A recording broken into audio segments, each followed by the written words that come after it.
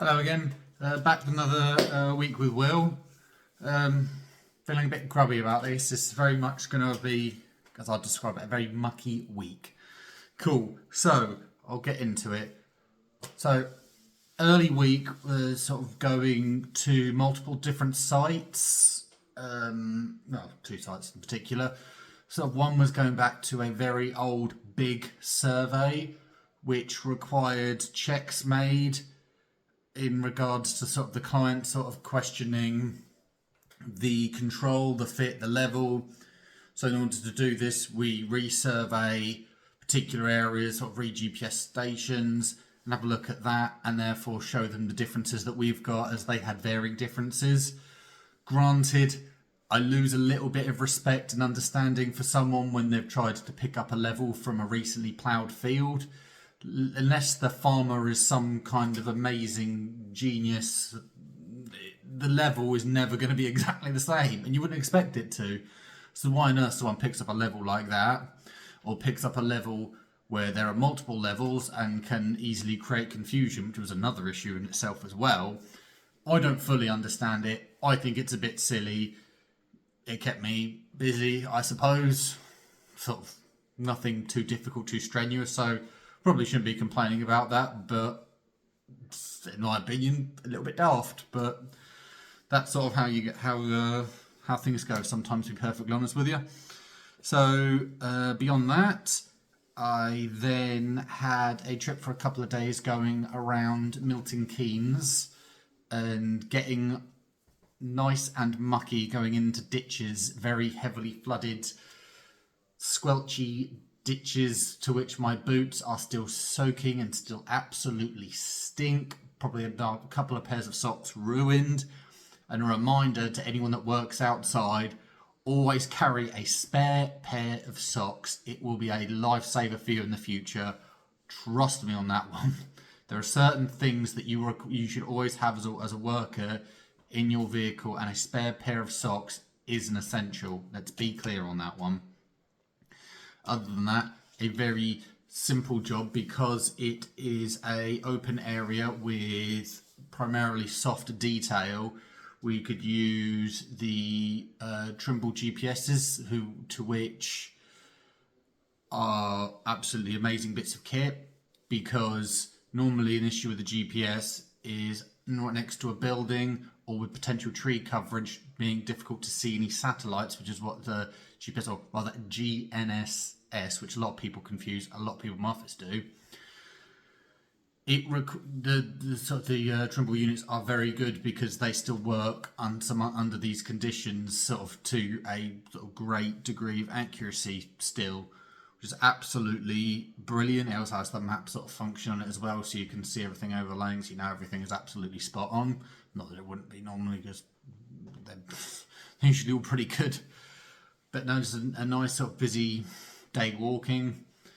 Less fun side of it, I suppose, would probably be the driving aspect of it, as I'm trying to slowly cut back on caffeine, and drives back, even if I have someone who can do the driving back for me. I'm a passenger that can never sleep in a car. I can't just nod off. I can't just bump there. I distinctly remember having a previous colleague who basically might have created the situation in the first place, when he used to sleep on his door and he used to go, ooh, and then bang, and then just swerving out and braking back in, just so I whack my head on the door. Yeah, that's really flipping helpful when I'm just trying to nap. I'm sorry that you're driving, but what can we do in that situation? But yeah, so I just have, partly because of that, I have serious issues being able to nod off in the car. Not that it's any issues over the sort of driver. There's no sort of harsh braking or anything like that. It's just something that's just sort of occurred to me, I suppose.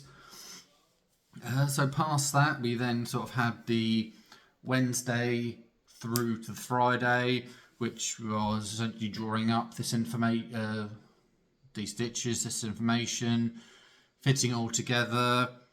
On top of that, obviously going through some of the extra checks required at the other site, as previously mentioned, from the Monday, as well as that sort of the odd CAD job here and there for manager, sort of looking at several land registry plans with clients, sort of giving you some very interesting, very aged plans to which you then have to fit and adjust sort of things correctly to, when surveying as a whole, as an industry, has changed really quickly, a lot really quickly.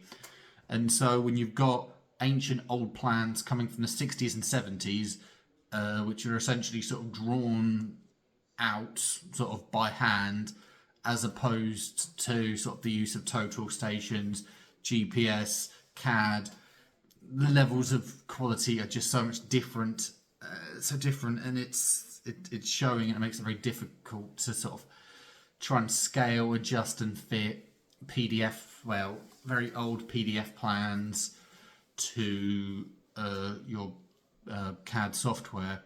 It's very tricky, very difficult, and didn't half give me a headache, I can assure you of that. Speaking of which, that also gave me a headache is the joining up of my ditch work. Now, generally speaking, I don't mind this if people do their hours. So you start an hour earlier, say you start at 8, finish at 4:30. Fair enough, you've done your hours. I'm of a different mindset. If I start the project, I finish the project. It's as simple as that, regardless if it's half an hour or an hour past it. It's a little bit over. I don't really care. Not that fussed. My mindset seems to be very different though. Maybe I'm a little bit older. I'm showing my age being in my 30s. But I just don't quite get that, because one of the things when we do our work is we have a checking procedure to make sure that what's sent out to the client is correct, is accurate, and that someone who drew it might have missed. It requires several people to check this job, as well as the surveyor themselves should always check the job. It should be a challenge for the surveyor to find issues. There should be no red pen highlighting issues or mistakes within the survey. You should look at that and challenge them and be like, no, find a problem with that. And if you're very good, they struggle or they don't at all. So because of that, I've then had to do amendments to my own areas, which I can understand. There's some of the other areas which I sort of walked over, and then other areas which I never went anywhere near, because these are long stretches of ditches, multiple kilometres long. I haven't walked over these areas, but things that I can notice and pick up on is everything needs an explanation. If you can't do something, and this is a general rule for life, if you can't do something, why can't you do it? Just explain, just answer the question. Communication is the key in any form of job, any aspect.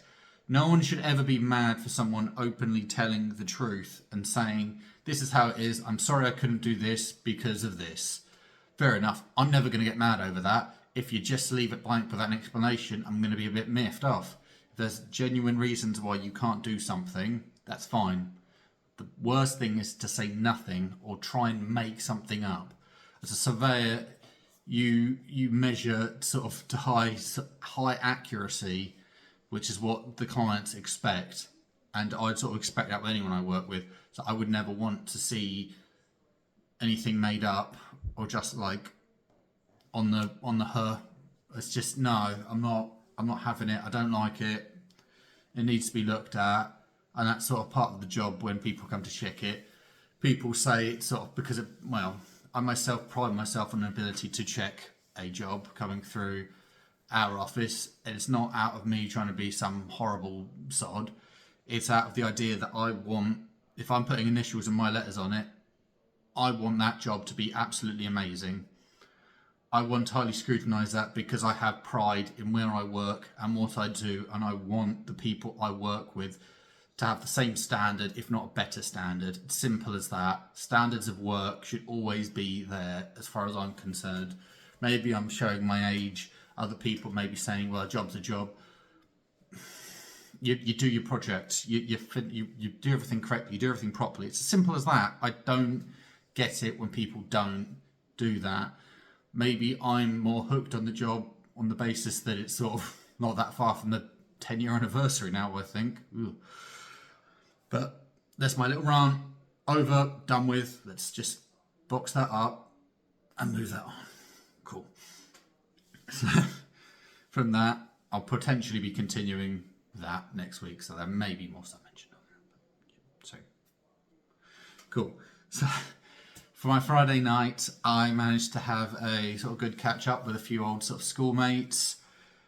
That was really nice. I think it's what I needed after getting sort of stressed and wound up by sort of my office days, which I've mentioned in previous videos.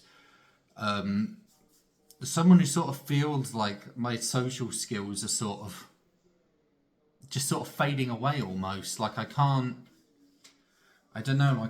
communicate properly in large groups. I'm comfortable with a small group of people that I know and I'm comfortable with. Office space, I struggle to do that now. Large areas I struggle to do. Gigs, for some reason, I'm fairly good with in some respect because I'm not under any obligation to communicate with anyone. I'm there to focus to see the band or see someone on stage or whatever. But I can't really sort of deal with sort of otherwise. Just something low key, which very much was just go with mates, a couple of pizzas, play a few ball games, just chill, natter, catch up. That's so simple and is its own version of therapy in itself. I mean, I'm still going to regularly do therapy, but it's something that does your mindset a world of good. And I recommend to everyone, if you haven't spoken to her in a while, just what are you doing? Just get a bite to eat. Or just order a pizza in or something. Doesn't have to be expensive. It's just catch up. What's going on with you? I don't think people understand how important those sorts of things are. I really don't think people get that. But, oh well. The rest of my weekend in itself has been very tiring, very busy, and very mucky once again. Essentially trying to build a train line. As some people within my workspace know, my dad has a train line going through his garden, which used to start from his workshop to his house, and now the plan is to stretch it out across the garden. And so if you've opened this video, you will be able to see it sort of on the main display. Sort of the start of it, sort of a busy weekend of it in rather wet, soggy conditions, of which a lot of my items of clothing may well be ruined now through concrete and mud and just horribleness. But never mind that. It will go on. Sort of there's some deal of sort of satisfaction, sort of getting your hands dirty as a bloke and just getting on with things, which I don't know. I quite enjoy, providing that I do get my rest time as well, because still feeling a bit knackered, and I'm about to go into a fresh week tomorrow, which I don't know how well we'll do, but we'll see. It might require a large amount of caffeine, but that's that for now.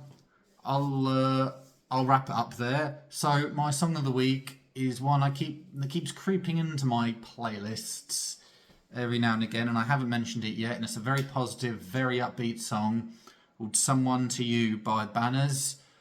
Sort of it starts off slow and sort of it gets very sort of powerful with the chorus and sort of the importance of having someone around with you. So I'm hoping I've been around there for you. I will see you later. Bye for now.